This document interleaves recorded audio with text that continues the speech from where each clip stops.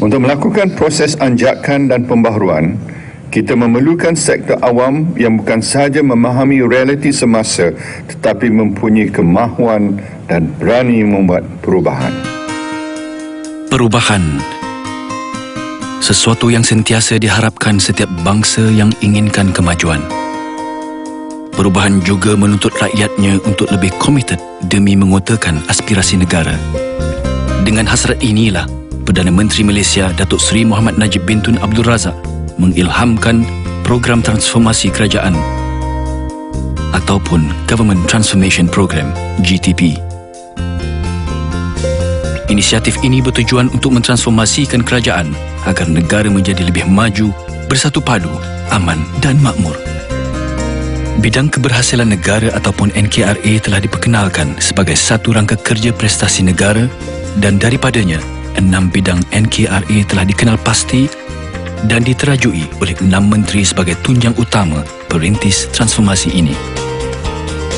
6 bidang tumpuan NKRA ialah mengurangkan jenayah, membanteras rasuah, mempertingkat pencapaian pelajar, mempertingkat taraf kehidupan isi rumah berpendapatan rendah, mempertingkat infrastruktur asas luar bandar, mempertingkat pengangkutan awam bandar. Keenam-enam platform NKRA ini telah diuji dan menjadi elemen penting yang menggerakkan transformasi negara. Setelah setahun berlalu, masa depan negara kini lebih cerah, sekaligus menjanjikan harapan baru demi satu Malaysia.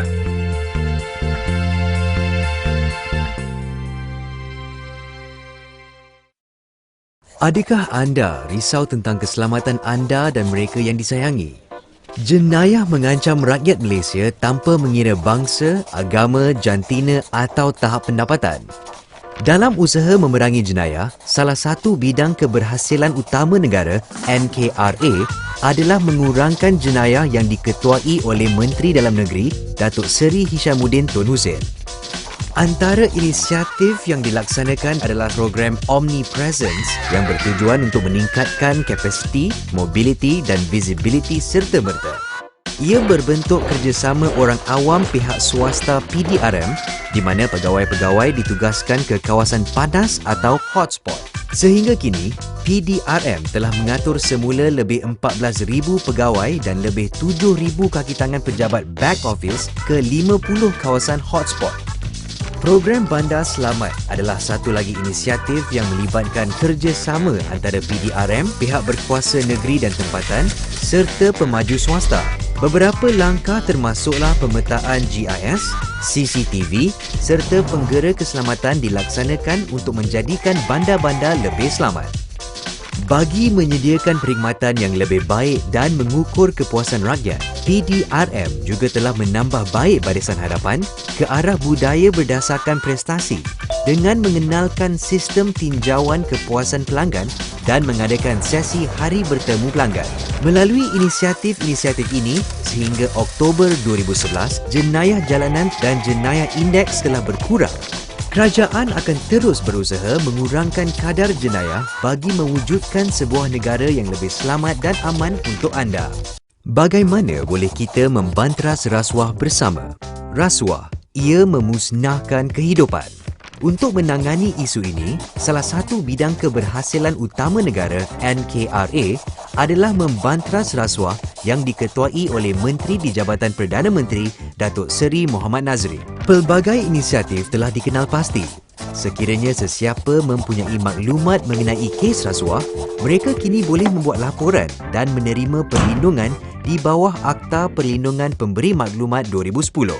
14 Mahkamah Khas Rasuah juga telah ditubuhkan untuk memastikan kes-kes rasuah dibicarakan dalam tempoh setahun.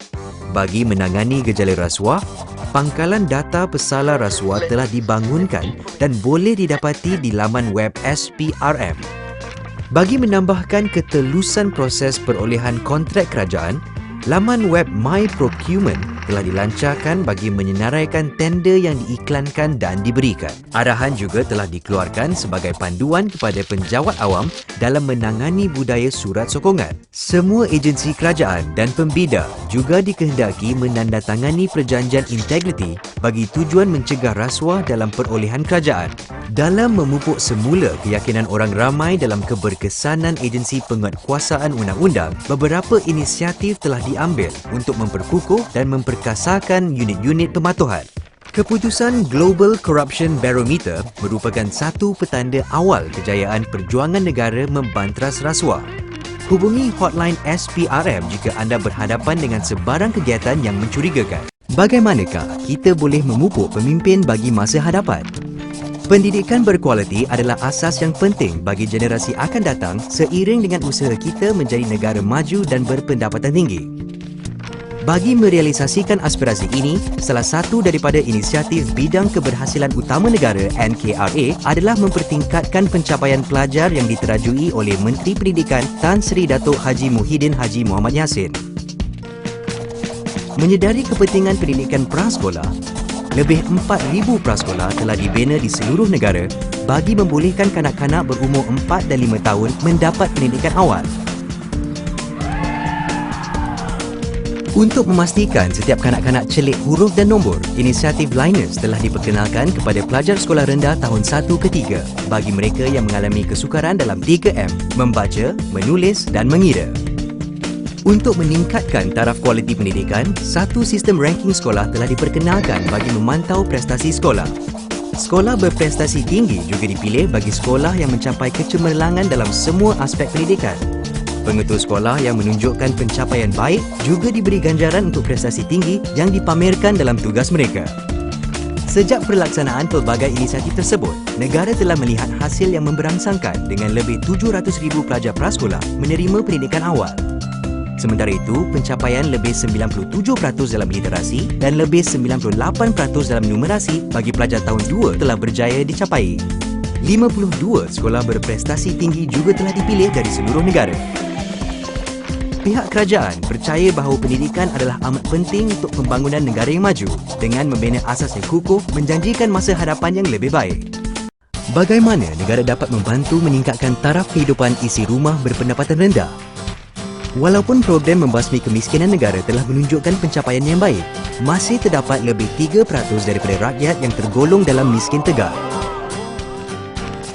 Bagi mengurangkan kemiskinan, salah satu daripada inisiatif yang dikenal pasti di bawah bidang keberhasilan utama negara NKRA ialah meningkatkan taraf kehidupan isi rumah berpendapatan rendah. NKRA ini diterajui oleh Menteri Pembangunan Wanita, Keluarga dan Masyarakat, Datuk Seri Syarizad Abdul Jalil. Inisiatif untuk memperbaiki kebajikan dengan serta-merta secara mampan telah dilaksanakan. Kerajaan telah memperkenalkan beberapa mekanisme bagi membantu membina potensi penghasilan pendapatan dan bantuan kewangan diberikan kepada yang memerlukan di kawasan bandar dan luar bandar. Bagi memberi golongan miskin lebih keupayaan untuk meningkatkan pendapatan mereka, beberapa peluang dan latihan telah diberikan bagi membangunkan usahawan wanita. Ini bertujuan meningkatkan pendapatan mereka daripada RM750 kepada RM3,500 atau lebih sebulan. Kerajaan prihatin dengan keadaan golongan yang memerlukan. Justru, kerajaan telah menawarkan beribu-ribu unit rumah kos rendah kepada penyewa semasa pada harga 75% kurang daripada harga pasaran. Dalam usaha pembasmian kemiskinan, kemiskinan tegar telah berjaya diturunkan pada 0%. 2,000 usahawan wanita telah dilatih dan dibangunkan serta lebih 35,000 rumah kos rendah telah ditawarkan. Kerajaan komited akan terus melaksanakan inisiatif yang pantas dan memberi kesan tinggi ke arah meningkatkan taraf kehidupan isi rumah berpendapatan rendah. Dapatkah anda bayangkan hidup tanpa air bersih, rumah yang selesa, jalan perhubungan dan bekalan elektrik? Lebih kurang 35% daripada rakyat Malaysia tinggal di luar bandar. Prasarana asas seperti air bersih, kediaman selesa, jalan perhubungan dan bekalan elektrik adalah penting bagi membina kualiti kehidupan yang lebih baik. Bagi melaksanakan aspirasi ini, salah satu daripada inisiatif yang dikenal pasti di bawah Bidang Keberhasilan Utama Negara NKRA adalah mempertingkat infrastruktur asas luar bandar yang diterajui oleh Menteri Pembangunan Luar Bandar dan Wilayah Datuk Seri Muhammad Syafiee Haji Abdal. Kebanyakan masyarakat luar bandar bergantung kepada air sungai dan tadahan air hujan. Sumber ini mungkin tidak bersih dan boleh membawa penyakit. Penyediaan air bersih berklorin yang selamat untuk digunakan menyumbang kepada peningkatan tahap kesihatan dan sanitasi penduduk kampung. Mempunyai rumah yang sempurna adalah suatu keperluan asas. Kerajaan sedar akan kesusahan yang dihadapi dan telah membina dan membaiki lebih 16,000 rumah serta membina lebih 700 km jalan perhubungan ke kawasan luar bandar. Jalan perhubungan ini telah menggalakkan aktiviti ekonomi dan meningkatkan mata pencarian masyarakat luar bandar. Sejumlah besar dari kita beranggapan bahawa bekalan elektrik adalah sesuatu yang diambil mudah. Namun bagi ribuan penduduk yang selama ini hidup bergelap, menerima bekalan elektrik memberikan sinar. Bagi lebih 27,000 buah rumah yang menerima bekalan elektrik buat kali pertamanya, ini telah merubah kehidupan penghuninya. Melalui usaha kerajaan memperbaiki prasarana asas luar bandar, kini lebih 12,000 kampung telah dihubungkan dan kehidupan lebih 2 juta orang telah ditingkatkan. Kerajaan komited dan akan terus menyediakan rakyat dengan tahap pembangunan luar bandar yang sentiasa dipertingkatkan. Bagaimanakah perkhidmatan pengangkutan awam bandar telah dipertingkatkan? Pembangunan pesat dan pertumbuhan bilangan penduduk menyebabkan satu sistem pengangkutan bersepadu, komprehensif, murah dan selesa di kawasan bandar menjadi keperluan asas yang penting. Bagi mencapai aspirasi ini, salah satu daripada inisiatif Bidang Keberhasilan Utama Negara NKRA adalah mempertingkatkan pengangkutan awam di Bandar UPT yang diterajui oleh Menteri Pengangkutan Datuk Seri Kong Chow Ha. Untuk mengurangkan dan mengatasi kesesakan sewaktu masa puncak, satu inisiatif diperkenalkan dengan penambahan 35 tren 4 gerabak baru untuk laluan LRT Kelana Jaya yang akan mengurangkan masa menunggu dengan ketara. Sebagai salah satu kaedah pengangkutan awam utama, perkhidmatan bas telah dipertingkatkan dengan lebih 600 perhentian bas dibaik pulih bagi keselesaan dan kemudahan para penumpang. Untuk meningkatkan kebolehpercayaan dan masa perjalanan, 8 perkhidmatan bas ekspres transit BET dan lebih 400 bas baru telah diperkenalkan. Dalam usaha mengurangkan kesesakan, 500 buah bas telah berjaya dilencongkan dari pusat bandaraya Kuala Lumpur setiap hari dengan terbinanya terminal pengangkutan bersepadu ITT di Bandar Tasik Selatan untuk bas ekspres yang menghala ke selatan. Terminal ini menghubungkan pelbagai rangkaian rel bagi meningkatkan kemudahan penumpang. Hasil usaha penambahbaikan sistem UPT ini telah menunjukkan peningkatan jumlah bilangan penumpang LRT, tempoh perjalanan dipendekkan dan juga bas ekspres dilencongkan dari pusat bandaraya setiap hari. Pihak kerajaan komited ke arah pembinaan satu sistem pengangkutan awam bertaraf dunia untuk anda dan generasi masa hadapan. Ini adalah satu inisiatif daripada program transformasi kerajaan. Terima kasih kerana menonton video ini. Sila hubungi kami sekiranya anda mempunyai sebarang komen atau pertanyaan lanjut.